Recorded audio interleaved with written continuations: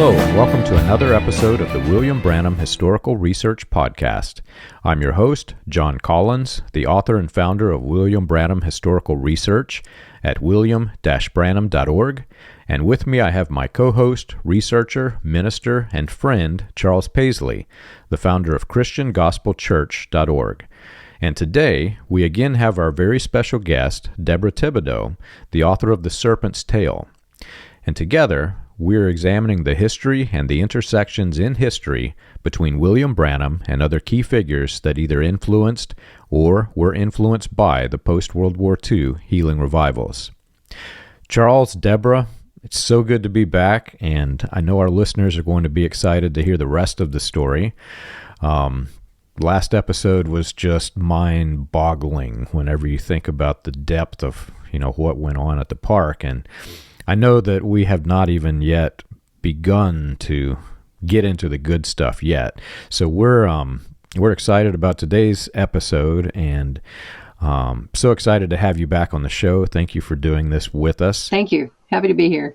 Charles and I have been, talking about this during the week and some of the things that went on in the park, and as they relate to what we had in the previous episode, it's telling a much, much bigger story than I think many people are aware happened in the park. Your book is absolutely fascinating, and I'm sure that all of our listeners who have either read your book and own a copy or who are aware that the book exists are curious to know why you chose the name The Serpent's Tale.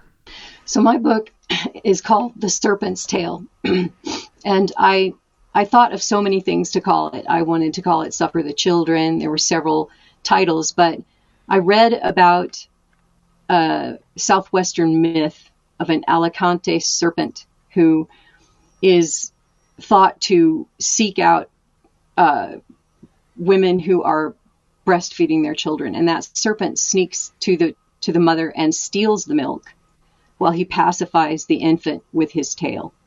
And that's disgusting. But you know what? That's exactly what happened to us. All of the nurture that should have been going to the children was going to the serpent instead. And so I struggled with the name because, believe me, I know how my family feels about anything that has to do with a serpent. But it fit to me. Everything about it was appropriate because we were definitely pacified with the serpent's tail. Interesting. So you've given me yet another history that I've got to go back and dig into and better understand. So as I said, I'm so excited to get back into this, Deborah. And if you're a listener and you're just now tuning into this episode and you missed last episode, I strongly recommend that you go back and listen to part 1 of this because it will help you to better understand what was going on in the message cult commune that was established by Goad and Leo Mercer. The two men William Branham called as his tape boys, and all of the tragic events that happened there, from torture and rape to just, cult indoctrination and putting a man up onto a pedestal that definitely did not deserve to be there.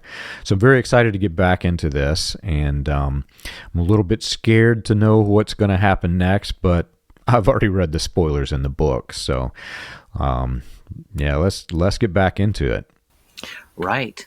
In last week's episode, and here's a picture. Here's Deborah's book again, everyone. Please buy a copy of Deborah's book, The Serpent's Tale. It's on Amazon. Last week we got right up to the spot where Deborah, you had gotten trouble at school, and your mother basically turned you over to Leo to deal with you. Maybe you want to pick up the story from there and let us share what comes next for our audience. He was just this fearful monster in my life, and I just will never forget him putting his hand on Dad's face and just pushing his face away from me. And he told him, I'm taking her out of your home. I'm taking your other children out of your home. Your old parents. Your wife has too much filial love. And so now I was completely abandoned by Daddy too. And it just, I didn't think he would ever do that. I didn't think he would ever just absolutely turn from me. But he did, and he left, and I was just there at his mercy. So they walked me up to the barber shop, which was behind not Meredith Loker's house, Ron Loker. Ron Loker had a little trailer there. Him and his wife Margie Loker lived there, and Carl Early was the barber in the park. He cut everybody's hair. And I wrote that in my book. The second time, in spite of everything he knows and everything he believes, he cut my hair off. And this time they gave me a marine cut, shaved the back of my head and up over my ears. And for our listeners who have never been involved in this type of religion, this is the most single devastating thing that can happen to a female in the group. The women are taught that if they cut their hairs, they're going straight to hell, and they're raised like this from birth. So the daughters, they live in this mortal fear that their hair might even get broken or accidentally cut. And so this would have been devastating, absolutely devastating for anybody who was in this religion. Those people that I loved, my brother and his wife and people that I loved, they spun me around in that chair and they just poked fun at me. I had already been humiliated to the point of not being able to tolerate it. And then they just added more fuel. And they kept trying to figure out which boy I looked the most like. They kept saying, well, she doesn't really look like Johnny, and she doesn't really look like Tony. And eventually they decided I looked the most like James, who was another kid in the park, another boy in the park. And another piece that happened to me after that I felt like, okay,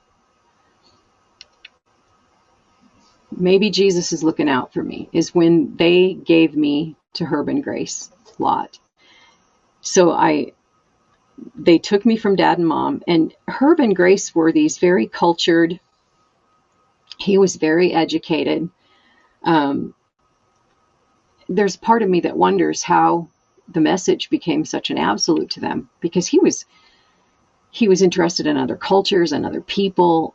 He loved Russian and Chinese culture. He was just an incredibly well-read, knowledgeable man. And I think that, at least in my opinion, he was going to take them down a notch or two by saddling them with this hillbilly kid, an evil kid. And ultimately, that's not how it turned out. Those people were wonderful to me, and I absolutely came to love them. And they were staunch, devout message believers right until the day they died.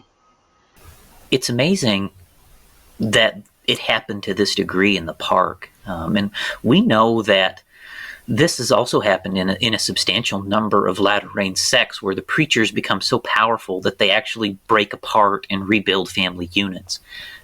This kind of thing even happened in some degrees where I come from, John, where homes would be broken up by the preachers based on what people believed. People would lose their parents. Usually it was more divorce, and then a lot of times they could even arrange remarriages. Of course, people never looked at it that way, but that really was what was happening. And it's just something else that Leo had finally risen to this degree of power that he could at will take people's children and reassign them. Just incredible. Yeah, it's amazing. I mean, to be quite honest, it almost sounds as though it was a miracle from God that you got reassigned. They're the kind of people, it sounds like, just like you said, I mean, if they had the resources that were available today, they're the kind of people I think that could have woke up and escaped this cult.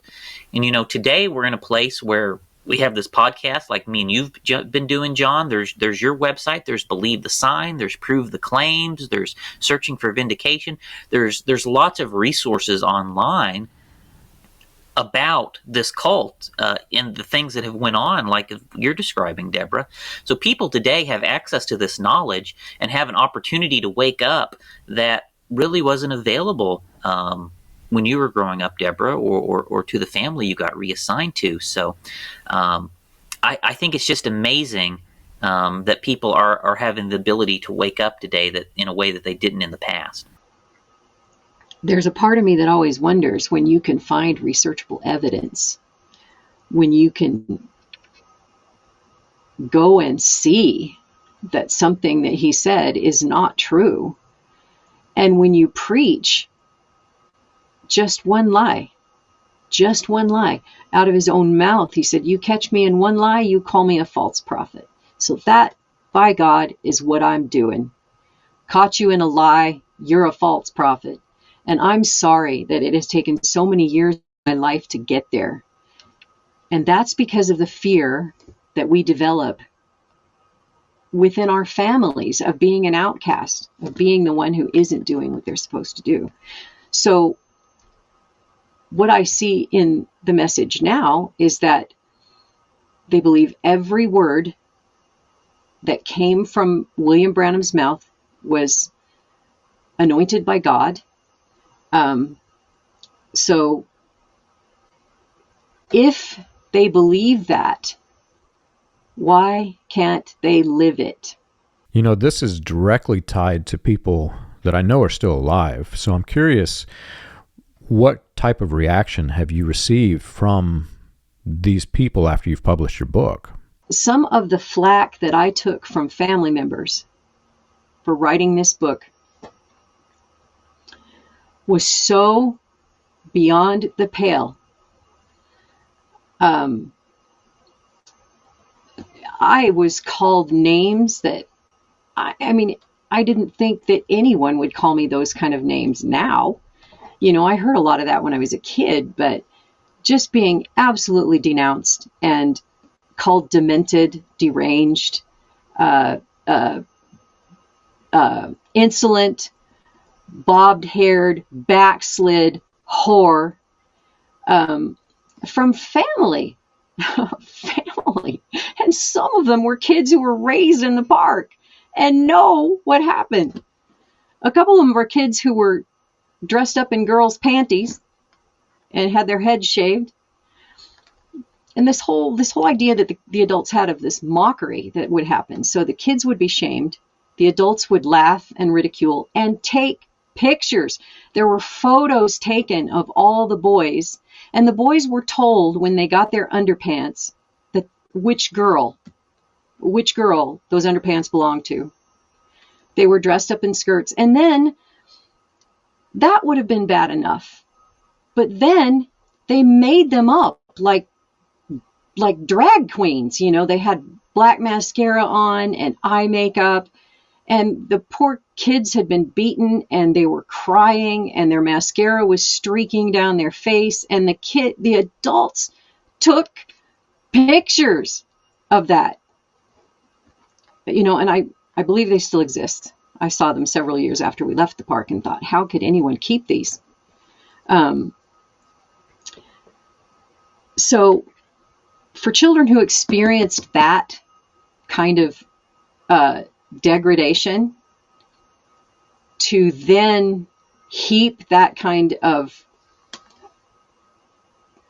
just horrible denunciation on my head now, that's hard for me. And I don't know if it's because they feel shame that it happened to them, or if they feel like, well, it was just life. So some of this was unexpected. My older siblings, very quiet, had nothing to say. But the three members of my family who were the most abusive were kids in the park. So how does that happen? I will never know. And they're all devout message believers, but they're only message believers if they happen to be in church. They're not message believers any other time. In fact, one of them enjoys a very hedonistic lifestyle. There's nothing that they won't do. But Brother Branham said it. I believe it. That settles it. And so I'm saved. I'm going to heaven. Everything with me is going to be fine because Brother Branham said it. I believe it. That settles it. No, no, it doesn't. And there's going to be a lot of people that are going to be really shocked someday when how do they think they can hide? How do you think you can hide an absolutely hedonistic lifestyle just because you happen to pop into church occasionally? No, if you want to be a hedonist, be a hedonist. Go live the way you're going to live, but don't fake it all up with church, and don't fake it all up with some religion that has been borrowed from several other people. There's nothing original about any of it. And when that evidence is researchable, research it. But they can't keep their illusion if they do. They can't keep their fakery if they do. But I feel like they've settled on that. As long as I keep saying, Brother Branham said it, I believe it, that settles it, everything's fine. Yeah, it's almost like a mind over matter type religion instead of Christianity, because normal Christians look to Jesus Christ for these things, and you're trained in the message to just kind of use your willpower, your own strength, and put it on your own shoulders. And I just, it's sad to say that there's a lot of people that believe that way.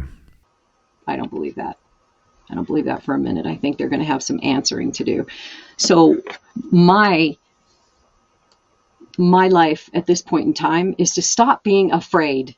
Yeah, for somebody speaking out against it, I think that's the most important part, because they try very hard to scare you to being quiet, especially if you have information that's very critical to the cult. What can they do to me? Are they going to come and kill me? Well, and I asked one of my family members that, do I need to worry about you? Is God telling you that you need to remove me from the earth? Because if I see you coming, you're going down first. Yeah. So other than that, what else can they do? Yeah, I mean, what can they do? And in the grand scheme of things, it's in the end, it's not what you say that really matters. It's the information that you hold, and whether that information comes out from you or somebody else who is at the park or somebody who's been researching the park. The information is the information. It is the facts that we have that literally happened at the park. You know what I'm saying? And I'll be honest, some of the things that Charles and I have brought to the surface, we're taking a lot of heat too, but what can they do? Because if they silence us, this is information that will eventually make its way to the surface. One question I have is concerning how did Leo present himself to the people in terms of leadership? Was he claiming to be a prophet? Was he claiming to be William Branham's successor? Was he doing the whole fivefold ministry bit? Could you kind of explain how he presented himself in terms of where his authority derived from? He set himself up as the servant of the Lord. That was his alias, so to speak. He was Brother Leo, or he was the servant of the Lord. And very frequently when adults came to us with a summons, it was from the servant of the Lord. And one of the first things they did in the park was build a tape room. And everybody there donated their tapes to that tape room until they had pretty much every message there. And so, but he began to stray from that. And I remember kind of the feeling in the park when Brother Branham, when his motor vehicle accident happened, and that was the 18th of December, I think, 1965. And everybody in the park awake and everybody just weeping and screaming and wailing that, but then firmly believing that the Lord wouldn't take him away from us. And so that was the first impression I had, that we couldn't function without this prophet. Now, Leo never called himself a prophet, but he inferred that he had received that blessing from William Branham, double, like Elijah and Elisha, that he, and I kind of put my own words on that he claimed the ermine mantle and became he no longer had William Branham to sort of keep us corralled under that influence of William Branham. So he went about keeping everybody under the umbrella in a different way. So he very frequently reminded that Brother Branham had said he was the shepherd and that we needed shepherds. He became the servant of the Lord. That's how he dictated most of his directives. But then he began to preach. And as a child, I wasn't aware really of what his, how do I say this? I wasn't aware completely of what his specific notion was from a doctrinal perspective. In my mind, everything I understood him to be was just being obeyed. The only sermons I heard from him, he started recording his own. And then as the park was coming to an end, the tapes were less in evidence and his tapes were being listened to. And I can't remember ever hearing anything that made sense to me. I just thought that he was garbled and unclear. And so I can't really speak to, I do know that his mother came to the park and she was a heavy duty Pentecostal, she was a preacher herself, I think, at some point. So that I remember that being very strange to me because she had very short hair and a lot of makeup and earbobs on. And there again, as a kid, when you see someone like this and you've been taught something so different, you're thinking, wow, this is strange. But from a doctrinal perspective, I don't think he taught a doctrinal perspective that I could envelop as a child. So was it mainly just like the tape church then, where you're playing tapes on a regular basis, the Branham tapes? No, well, so when the park started, the tapes they were pretty predominant in what people were doing. They were listening to Brother Branham's tapes. As the park culminated, they were gathering in the dining hall to either listen to Brother Leo preach, or they were listening to Leo's recorded tapes. And I cannot say what happened to those, but I knew there were several. So he sort of took William Branham's tapes, stopped using them, and started preaching his own sermons. But from my perspective as a child, I can't say honestly that I had any concept of what he was preaching so much as obedience and the lake of fire, So one of the questions that Charles and I have been trying to answer, and quite unsuccessfully, is the origins of Leo Mercer. During the revivals, William Branham had, various men that he used during his different versions of the message as his stage personas progressed. And each one of them had some sort of a religious background, and there's some kind of established histories that William Branham basically built his own ministry on top of. And then suddenly, there's the quote-unquote oddball, Leo Mercer, who just suddenly appears out of nowhere, and William Branham hands over full control of his entire tape ministry, the publications. Leo Mercer is advertised in the Voice of Healing articles. He's, suddenly this man comes out of nowhere, and William Branham just gives him full keys to the kingdom. And we've been trying to piece together his past and his Pentecostal influence. What made this man suddenly emerge into the revival circuits with William Branham, and what would have made William Branham suddenly like this man and use this man. I don't fully understand that.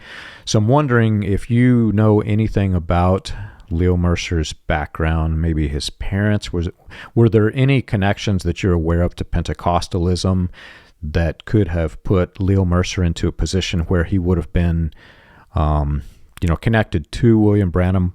What type of histories are you aware of for Leo Mercer? He was involved in a Pentecostal situation. And again, I can't speak to how all of that went, but my understanding as a child was that his mother was a Pentecostal who spoke in tongues, and she was revered kind of by him in a way that I didn't expect, because she was a woman. She had short hair. She was wearing makeup. So I expected her to be treated like a dog, but she wasn't. She was only there once that I remember that she visited. But I don't know a lot about his origins. I knew that they were French Canadian, and they were down into the Michigan states in that area, but that at some point his family and his mother had a very large Pentecostal influence on him. And I heard, again, don't know if it's true, but I heard that she dressed him up like a girl when he was a kid. I cannot put any definite on that. It's just things I heard. Okay, so it was his mother then that was involved with Pentecostalism. William Branham says that Gene Goad and Leo Mercer, they formed their little quote-unquote FBI unit, and suddenly they investigated William Branham, and magically they become his quote-unquote tape boys. But so that makes sense if his mother was involved, and maybe his mother is the way in which he became connected to this Pentecostal pseudo-Christian movement. I just know that when I met her, I heard that she was a Pentecostal preacher. A preacher. So, so many women involved with this, and yet the women were so oppressed. And if you're a female and you have any spiritual inclination, they try to put you into a corner. So that makes sense. His mother was probably the one who connected him. Another question that's just been, we'll never have an answer to. I know that we won't, but another question that's really been asked by many people who've contacted me who are aware of all of this, and we've been trying to find some way to answer, but there really may never be an answer, are the recordings themselves. Because Leo Mercer held the keys to Branham's kingdom. He was William Branham's scribe, so to speak.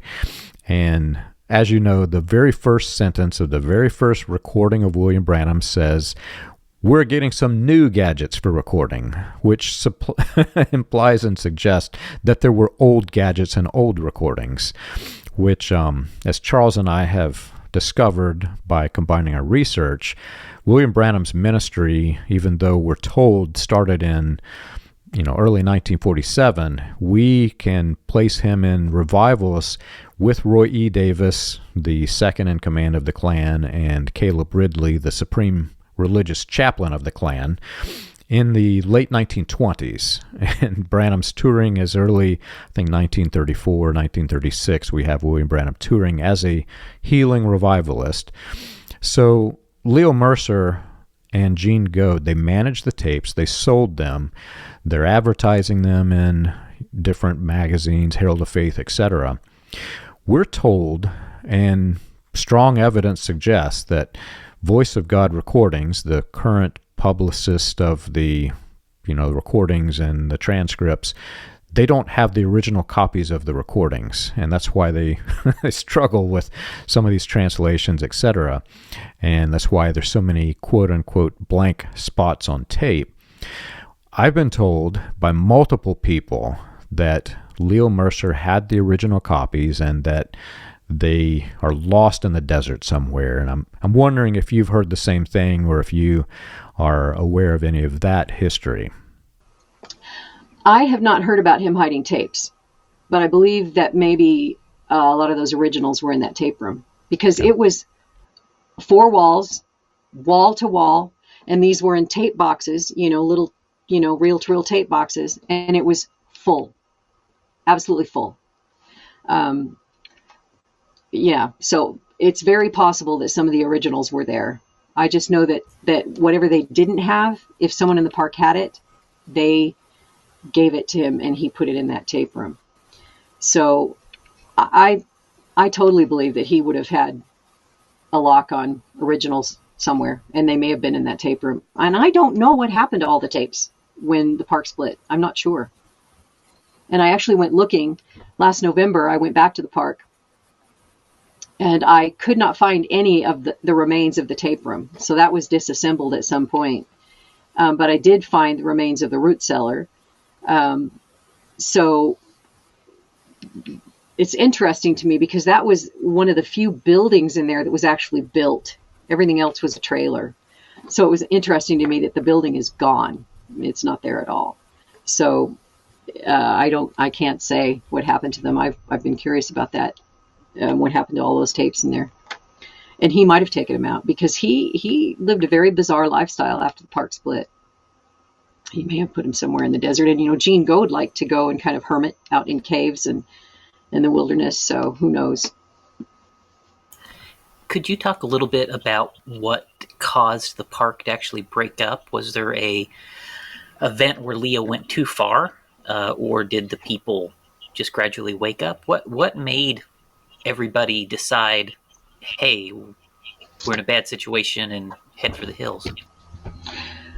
I think that, and this is one of the things that frustrates me today, is that it wasn't the abuse of the children that broke it up. It was when it spilled over onto the adults that it broke it up. And Leo, the early years in the park, Leo probably had good intentions too. Unfortunately, because of my childhood, I can't assign anything to him but evil. And that may not actually be the case. I kind of feel like he was born evil. And, he tried to make me someone who was born evil. But a lot of weirdness happened toward the end, where he was creating covenants with the men. And again, I didn't see these. I didn't experience any of it. This is third party. It's things I heard. I do know that craziness happened, and I saw some of that craziness. He started using drugs. We had a very interesting situation in the park, and probably highly illegal. Made okay with money, I'm guessing, because Prescott Drywall pulled in a lot of money at some point. But we had an LPN, some arrangement with a local doctor, and her kitchen was like a pharmacy. It's another one of those stellar pictures in my head where I could see the bottles of pills lined up in her cupboards. If you needed immunizations for school, she had them. If you needed NVK for a sore throat, she had that. She had morphine, she had Demerol, she had Valium. Leo became addicted to narcotics, and he was and I don't know what for. I think Leo was, he was kind of a hedonist himself. He pretended to be a religious man, but he liked to be intoxicated. He was drinking a lot. He was drinking expensive whiskey. He was getting injections of Demerol and morphine, and he usually got them from this lady in the park who was a nurse. Some of the younger women were instructed in giving those injections, and one of them, that story has been told by her, that she gave him an injection and the needle broke because the spots on his hips were so hard from giving him these shots. And then he started to become more erratic. When he was preaching, he was slurred. His voice got thick and kind of slurred. I'm not even sure if he knew what he was preaching at that point. So there was no doctrinal statistic that stuck out. You know what I mean? And then he started drinking in establishments around town. And Prescott was a small town. So, and the men would take him there and he would drink. And so, again, confusion. What? And I remember hearing a conversation about that, how he asked one of them to get him another whiskey sour in the name of the Lord Jesus Christ. And I had no reference for what a whiskey sour was, but, and can you imagine hearing this? I was a teen by then. I was probably 13 when I heard that. And, it's just, at some point you just have to just file it away, because it's like, I can't even believe I'm hearing this. And then he had, young couples were getting married. We had, one of the things I witnessed, so I'll speak to it without mentioning names, is a forced marriage. And this is also a child who ran away from the park over and over and over again. And on one occasion, when the men from the park found her, they told her, "You will get in the car and come with us, or you will come with us in a coffin." So she was tiny little girl. And we were all there. And the wedding was a double wedding because there was another couple getting married, another young couple. And they were in love. They wanted to be together.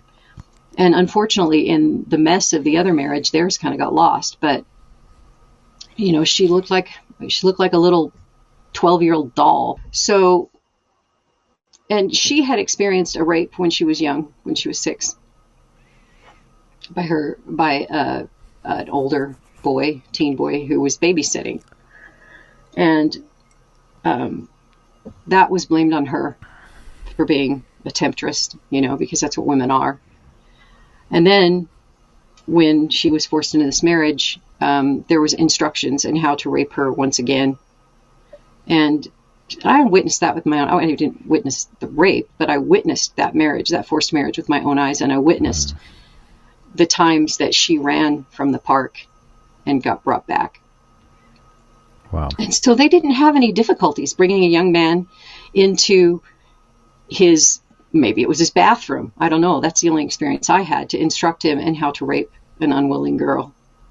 And, and the poor kid, the boy, he suffered just as much. He was in the same mess. He had been instructed and he was told what to do, and that's what he did. And the trouble that the generational issues that have developed just from that forced marriage are insane. So, and it's very possible that he arrested some of his homosexual activity when he was feeling more religious or when he was younger in there. And yet he didn't have any problem perpetrating some very homosexual acts on my brothers. So he developed these covenants. And here again, these are things, I saw the Bibles, I saw the ribbons, I knew they were there, I knew the men had entered into some kind of a covenant. And it was to abstain from your wife for 3 or 4 months. And then, and here again, this is all something that's kind of been filled in later. So, if you have a covenant, you put the ribbon in your Bible and you swear to this covenant, you abstain from your wife. And then you have a prayer meeting, you bring these men to the prayer meeting and you invoke the Eleazar Covenant. Yeah, I've heard about that. If you could, for the listeners who weren't in the park, if you could just take a moment and explain the Eleazar Covenant. So the ribbon covenant happened for the abstinence, and then the abstinence covenant was followed by the Eleazar Covenant. And this is when Abraham called Eleazar and said, "Put your hand under the thigh of your master and swear allegiance," pretty much. And actually, the term to testify came from that, swearing on the testicles of the forward or lead person or the master of your home.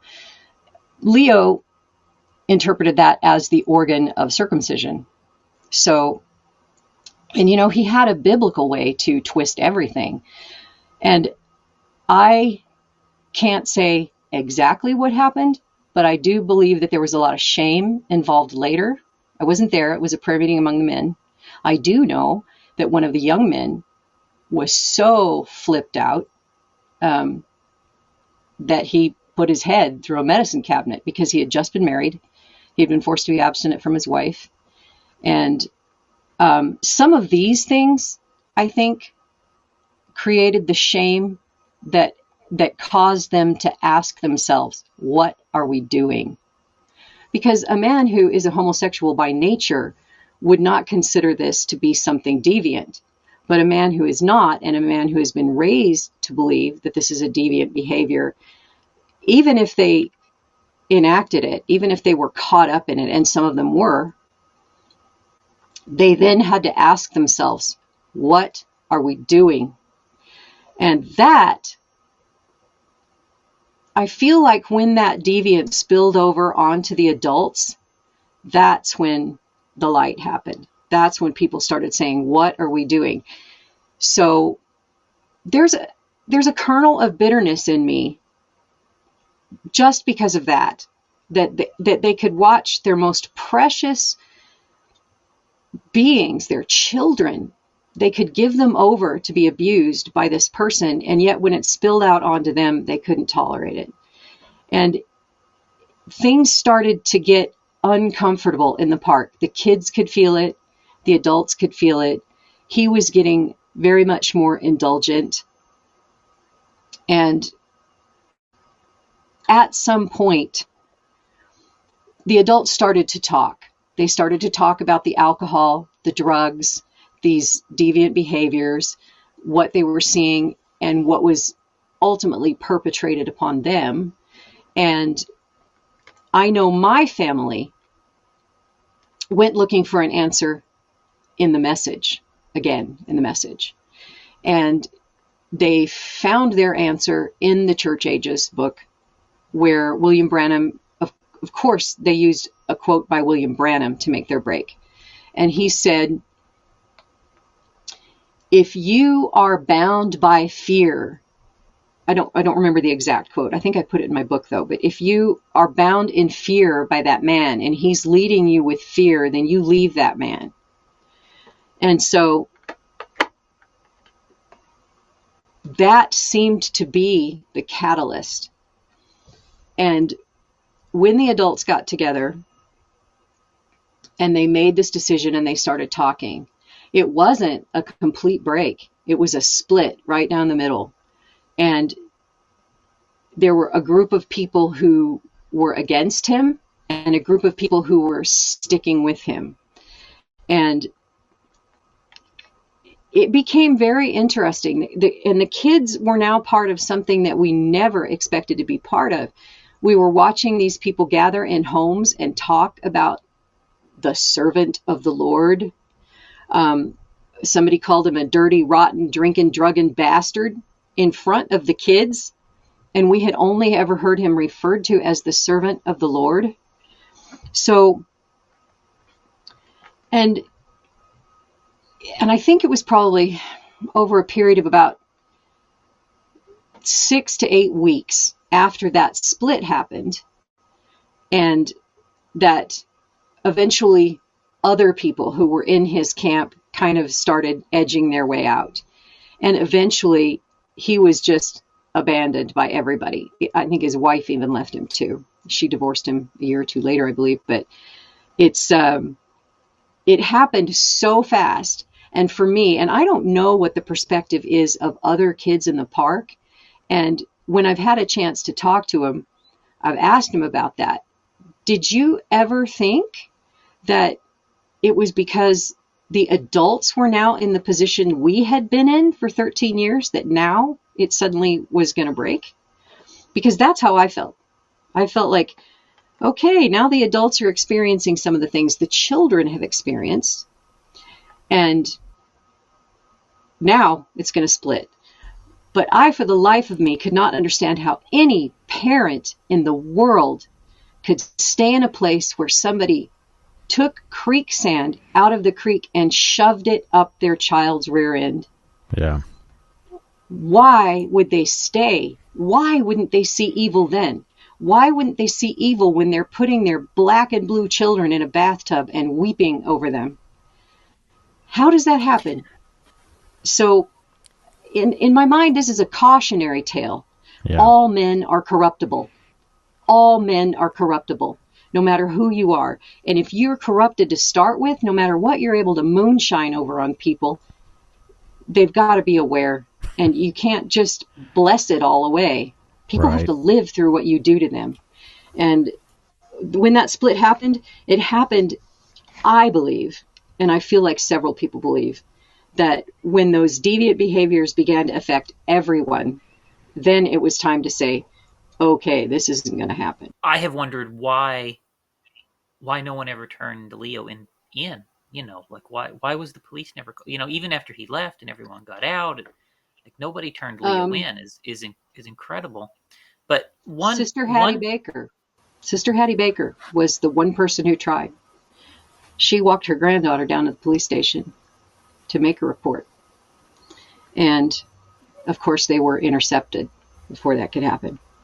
And Sister Hattie Baker is the old lady who threw her Bible on the floor in front of him and said, if you're coming in my house, you step over the word of God. And, she was abandoned as well. She left there on a bus, and she was family. She left there on a bus.